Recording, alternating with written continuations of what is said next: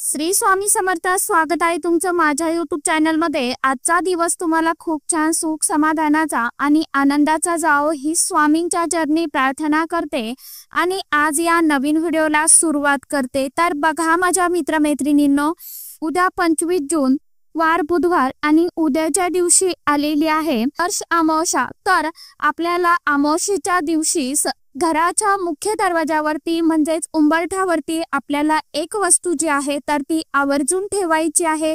यामुळे काय होईल तर आपल्याला आपल्या पितरांचा आपल्या पूर्वजांचा आशीर्वाद जो आहे तर तो नक्कीच मिळेल। पितृदोष नष्ट होईल, त्याचबरोबर आपल्या जीवनामध्ये सर्व अडचणी नष्ट होतील। या दिवशी सकाळी लवकर उठावं, त्यानंतर स्नान करावं आणि स्नान करताना आवर्जून आपण अंघोळीच्या पाण्यामध्ये थोडंसं गंगाजल, चिमूटभर हळद, काळे तीळ टाकायचे आहे। यानंतर आपल्याला या पाण्याने स्वच्छ स्नान करायचं आहे, कारण गंगाजल टाकल्यामुळे पवित्र नदीमध्ये स्नान केल्याचं पुण्यफळ जे आहे तर ते आपल्याला मिळत असतं। हळद टाकल्यामुळे नकारात्मकता जी आहे तर ती नष्ट होते आणि आपला गुरुग्रह जो आहे तर तो देखील बळकट होतो। आंघोळ झाल्यानंतर आपल्याला स्वच्छ वस्त्र परिधान करायचे आहे आणि यानंतर घराच्या उंबरठ्यावरती आपल्याला एक वस्तू जी आहे तर ती आवर्जून ठेवायची आहे। आपल्या घराचा उंबरठा हा वास्तुशास्त्रानुसार अतिशय महत्त्वाचा भाग मानला जातो। घराचा उंबरठा हा बाहेरील आणि आतील अशा दोन भागांना जोडत असतो। म्हणूनच उंबरठा म्हणजे काय तर उंबरठा म्हणजे मर्यादा। मनुष्य जेव्हा बाहेरील वातावरणातून घरामध्ये प्रवेश करतो त्यावेळी हाच उंबरठा त्याला संयम रेषेची मर्यादेची जाणीव करून देत असतो। उंबऱ्याला मर्यादा पुरुषोत्तम असं सुद्धा म्हटलं जातं। उंबरठ्याची पूजा स्त्री पुरुष दोघंही करू शकता। उंबरठ्यामुळेच घराची चौकट पूर्ण होते। नकारात्मक ऊर्जेला सकारात्मक करण्याचे काम हा उंबरठा करत असतो। आपल्या घराचा उंबरठा जो आहे तर तो जर का सकारात्मक असेल तर आपल्या घरामध्ये कधीही वाईट बाधा, इडापिडा, शत्रुपीडा असेल तर ती प्रवेश करत नाही। त्याचबरोबर कुटुंबामध्ये कोणीही मतभेद निर्माण करू शकत नाही। तर असा हा जो उंबरठा आहे त्यावरती आपल्याला एक वस्तू उद्याच्या दिवशी आवर्जून ठेवायची आहे। आता ही वस्तू कशा प्रकारे ठेवायची आहे, कोणत्या वेळेमध्ये ठेवायची आहे आणि कोणती वस्तू आपल्याला उद्याच्या दिवशी म्हणजेच अमावस्येच्या दिवशी उंबरठ्यावरती ठेवायची आहे, याविषयीची संपूर्ण माहिती आजच्या या नवीन व्हिडिओमध्ये मी तुमच्या बरोबर शेअर करणार आहे। त्यामुळे तुम्ही हा व्हिडिओ स्किप न करता शेवटपर्यंत नक्की बघा। चॅनलवरती तुम्ही जर हा व्हिडिओ पहिल्यांदा बघत असाल तर चॅनलला आवर्जून सबस्क्राईब करा आणि असेच नवनवीन माहितीपूर्ण व्हिडिओ बघण्यासाठी समोरील बेल आयकॉनलाही प्रेस करा। त्यामुळे काय होईल, जेव्हा कधी मी नवीन व्हिडिओ अपलोड करेल तर सर्वात अगोदर त्याचं नोटिफिकेशन तुम्हाला मिळेल आणि तुम्ही एकही व्हिडिओ मिस करणार नाही। कारण बघा माझ्या ताई दादांनो, उंबरठा आहे तर तो आपल्या पितरांचं स्थान मानलं जातो।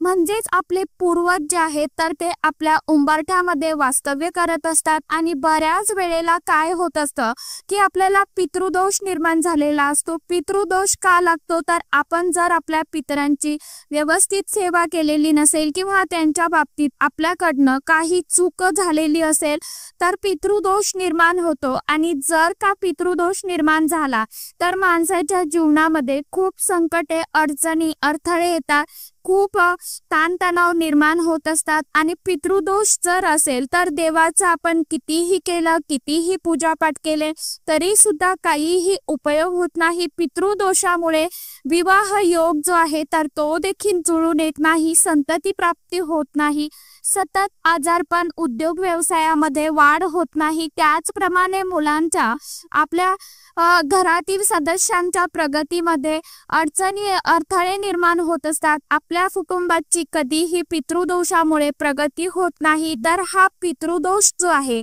तर तो नष्ट व्हावा म्हणून आपल्याला काय करायचं आहे तर उंबरठ्यावरती थोडंसं हळद टाकून पाणी शिंपडायचं आहे, ज्यामुळे हे पाणी आपले पितर जे आहेत तर ते ग्रहण करतात आणि ते तृप्त होतात। आपल्याला सुखी संसाराचे कृपा आशीर्वाद जे आहे तर ते देत असतात।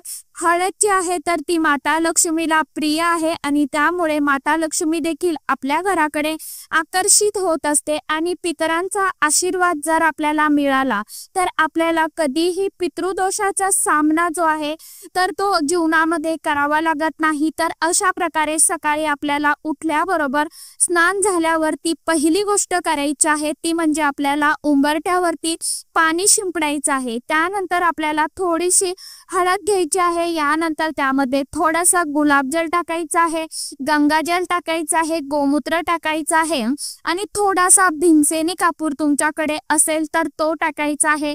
भीमसेनी कापूर नसेल तर साधा कापूर रोजचा आपण जो लावतो तो घेतला तरी पण चालेल। हे सर्व आपल्याला एकत्र मिक्स करायचं आहे आणि गोमूत्र जे आहे तर यामध्ये गंगेचे वास्तव्य असते आणि याचा आपल्याला लेपन जे आहे तर ते उंबरठ्याला करायचं आहे। म्हणजे उंबरठ्याला हळदीचं लेपन करावं, यामुळे काय होणार आहे तर जी काही बाहेरून येणारी नकारात्मकता आहे तर ती घरामध्ये प्रवेश करणार नाही। तर आपल्या उंबरठ्याला हळदीचं लेपन केल्यामुळे ही नकारात्मकता जी आहे तर ती उंबरठ्याच्या बाहेरच थांबते।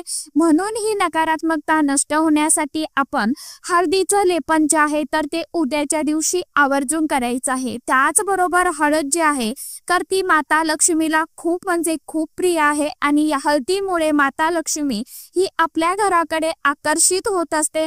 माता लक्ष्मीला प्रिय असलेली अशी ही हळद आणि हळदीचं लेपन झाल्यानंतर आपल्याला काय करायचं आहे तर उंबरठ्यावरती एका बाजूला रांगोळीने स्वस्तिक आणि एका बाजूला माता लक्ष्मीची पावलं किंवा अष्टदल कमळ जे आहे तर ते देखील काढायचं आहे।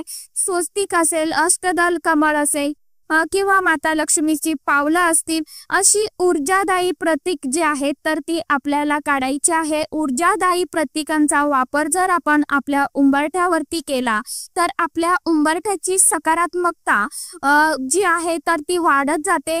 त्यामुळे दुसरी गोष्ट करायची आहे ती म्हणजे उंबरठ्याला हळदीचं लेपन। यानंतर आपल्याला एक छानसा तुपाचा दिवा जो आहे तर तो घ्यायचा आहे। दिवा घेताना मातीचा घ्यायचा आहे, म्हणजेच पंती घ्यायची आहे। आता मातीची पंती असेल तरी चालेल किंवा दिवा स्वच्छ करून घ्यायचा आहे। जुना म्हणजे आपल्याकडे पंत्या असतातच दिवाळीच्या तर त्या घ्यायच्या आहे, परंतु त्या आपल्याला स्वच्छ घासून पुसून घ्यायच्या आहे। पंती कुठेही फुटलेली किंवा त्यामधून तेल गळत असेल अशी पंती घेऊ नका, चांगलीच पंती आपल्याला घ्यायची आहे। वापरलेला दिवा असला तरी पण चालतो, फक्त तो स्वच्छ करून घ्या। या दिव्यामध्ये आपल्याला तेलाचा किंवा तुपाचा वापर करायचा आहे। शक्यतो जास्तीत जास्त तूप टाकण्याचा प्रयत्न करा। तूप नसेलच तर मग अशा वेळी तुम्ही तेल सुद्धा टाकू शकता। यानंतर आपल्याला मुख्य दरवाजा जो आहे तर त्याचा जो उंबरठा आहे तर त्या ठिकाणी आपल्याला हा जो दिवा आहे तर तो लावून घ्यायचा आहे। दिव्यामध्ये 2 वाती आपल्याला लावायच्या आहे आणि दिव्याची जी वात आहे तर त्याची दिशा आपल्याला उत्तरेकडे करायची आहे आणि आपल्याला दिव्यामध्ये काही वस्तू ज्या आहेत तर त्या टाकायच्या आहे। 2 ते 3 मिरी ज्या आहेत तर त्या टाकायच्या आहे। 2 फूल असलेल्या लवंगा टाकायच्या आहे आणि लवंगा घेताना मात्र आपल्याला अखंड घ्यायचा आहे। त्या लवंगांना पुढे फूल असतं तर ते फूल असावं, अशा 2 किंवा 3 लवंगा आपल्याला त्या दिव्यामध्ये टाकायचा आहे। यानंतर आपल्याला एक भीमसेनी कापुराचा तुकडा घ्यायचा आहे आणि तो टाकायचा आहे। आता तुमच्याकडे भीमसेनी कापूर नसेल तर जो तुम्ही रेग्युलर घरामध्ये वापरता तो कापूर टाकला तरी पण चालेल। अशा प्रकारे या वस्तू आपण दिव्यामध्ये टाकल्यामुळे लवंगामुळे माता लक्ष्मी आपल्या घराकडे आकर्षित होत असते। कापूर जो आहे आणि मिरे ह्या नकारात्मक गोष्टी ज्या आहेत तर त्या नष्ट करण्याचं काम करत असतात। त्याचबरोबर एक हिरवी वेलची जी आहे, विलायची एलदोडा आपण जे म्हणतो ते, तुम्ही जे काय म्हणत असाल ते, ती वेलची सुद्धा तुम्हाला एक त्या दिव्यामध्ये आवर्जून टाकायची आहे आणि कापूर जो आहे तर तो विरघळून जातो आणि मिरा आणि लवंगा ज्या आहेत, वेलची जी आहे तर त्या तशाच राहणार आहेत। त्यावेळी जेव्हा दिवा शांत होईल त्यानंतर आपल्याला हा दिवा उचलायचा आहे। दिव्यातील वात, काळी मिरी आणि लवंगा, वेलची आपल्याला ह्या विसर्जित करायच्या आहे, निर्माल्यामध्ये टाकायचा आहे। दिवा जो आहे तर तो परत स्वच्छ करून ठेवायचा। तर असा दिवा आपण सकाळी लावू शकता किंवा आपण संध्याकाळी जरी लावला तरी सुद्धा चालेल। आता ज्यांना शक्य आहे त्यांनी सकाळी लावा, ज्यांना सकाळी ही पूजा करणं, उंबरठ्याचं लेपन करणं हे शक्य होत नसेल त्यांनी सायंकाळी माता लक्ष्मी येण्याच्या वेळेमध्ये जरी केला म्हणजेच 5 नंतर तुम्ही करू शकता, काही अडचण नाही। त्याचबरोबर आपल्याला आपला मुख्य जो मेन दरवाजा आहे तो देखील स्वच्छ पुसून घ्यायचा आहे। त्याला दरवाजावरती देखील आपल्याला स्वस्तिक काढून घ्यायचा आहे, स्वस्तिकचं पूजन करायचं आहे। स्वस्तिक खाली आपल्याला ओम काढायचा आहे। स्वस्तिक कधीही रिकामा सोडायचं नाही, 4 डॉट स्वस्तिक मध्ये द्यायचा आहे आणि साईडला 2-2 लाईन ओढायचा आहे, तेव्हाच आपलं स्वस्तिक जे आहे तर ते पूर्ण होत असतं। नुसतं आपण स्वस्तिक काढलं आणि त्यामध्ये जर डॉट दिले नाही किंवा साईडला लाईन ओढल्या नाही तर ते स्वस्तिक पूर्ण होत नाही आणि त्या स्वस्तिकाचा आपल्याला कुठेही काहीही लाभ जो आहे तर तो काहीच मिळत नाही। त्यामुळे स्वस्तिक काढताना परिपूर्ण स्वस्तिक आपल्याला काढायचा आहे। आता हा जो उपाय आहे तर तुम्ही तो सकाळी करू शकता, ज्यांना शक्य आहे त्यांनी सकाळी करा, ज्यांना नाही शक्य त्यांनी संध्याकाळच्या वेळी केला तरी देखील चालणार आहे। यामुळे सुद्धा काही नकारात्मकता ज्या आहेत, इडापिडा जी आहे तर ती नष्ट होणार आहे आणि माता लक्ष्मी आपल्या घराकडे खेचली जाणार आहे। आपल्या घरामध्ये धनासंबंधी समस्या असतील, पैशा संबंधीच्या समस्या असतील तर त्यासाठीच आपल्याला ह्या दिव्याची वात ही उत्तर दिशेला करायची आहे, कारण उत्तर दिशेचे स्वामी जे आहेत तर ते भगवान कुबेरदेव आहेत। तर असा एक दिवा जो आहे तर तो सुद्धा आपल्याला आपल्या घराच्या उंबरठ्यामध्ये ठेवायचा आहे। त्याचप्रमाणे काय करायचं आहे तर हा दिवा जो आहे तर तो आपण सकाळी लावायचा आहे किंवा संध्याकाळी लावायचा आहे। तसेच आपण संध्याकाळी आपल्या उंबरठ्यामध्ये कापूर जो आहे तर तो सुद्धा जाळायचा आहे। यामुळे नकारात्मक ऊर्जा जी आहे तर ती नष्ट होत असते आणि एक तामण घ्यायचं, एक मातीचा मोठा दिवा घ्यायचा आणि त्यामध्ये आपल्याला 4 ते 5 कापुराच्या वड्या ठेवायच्या आहे आणि त्यासोबतच 2 तमालपत्र, 2 फूल असलेल्या लवंगा आणि 2 वेलची, हिरवी वेलची जी आहे तर त्या ठेवायच्या आहे। थोडीशी पिवळी मोहरी जी आहे तर ती देखील आपल्याला ठेवायची आहे आणि असा कापूर जो आहे तर तो सुद्धा आपल्याला संध्याकाळच्या वेळी तिन्ही सांजेला घराच्या उंबरठ्यामध्ये जाळायचा आहे। तर सांगितल्याप्रमाणे अशा वस्तू आपल्याला उद्याच्या दिवशी आवर्जून जाळायच्या आहे। माता हे छोटे मोठे उपाय आपण जे करतो तर यामुळे काय होत असतं तर ह्या ज्या ठराविक तिथी असतात त्या खूप प्रभावी असतात। आपण जी काय सेवा करतो, जी काय उपाय करतो तर त्या उपायांचं सेवेचा फळ जे आहे आपल्याला तर ते नक्कीच मिळत असतं। म्हणून कुठलाही उपाय जो आहे तर तो पूर्ण श्रद्धेने करावा आणि उपाय करत असताना कष्ट आपल्याला करायचेच आहे। आपल्या कष्टाला एक नशिबाची साथ मिळावी म्हणून आपल्याला ह्या उपाय सेवा ज्या आहेत तर त्या करायच्या असतात। तर सांगितल्याप्रमाणे आवर्जून तुम्हाला ज्या वेळेमध्ये शक्य होईल, ज्यांना शक्य असेल त्यांनी सकाळी करा उपाय, ज्यांना नाही शक्य झालं त्यांनी सायंकाळच्या वेळी केले तरी देखील चालणार आहे। तर आवर्जून उपाय करून बघा आणि उपायांचा सेवेचा नक्कीच लाभ घ्या। उद्याच्या दिवशी माता लक्ष्मीची आणि भगवान विष्णू देवांची देखील सेवा करायची आहे, सोबतच आपल्या पितरांची, पूर्वजांची सेवा करायची आहे।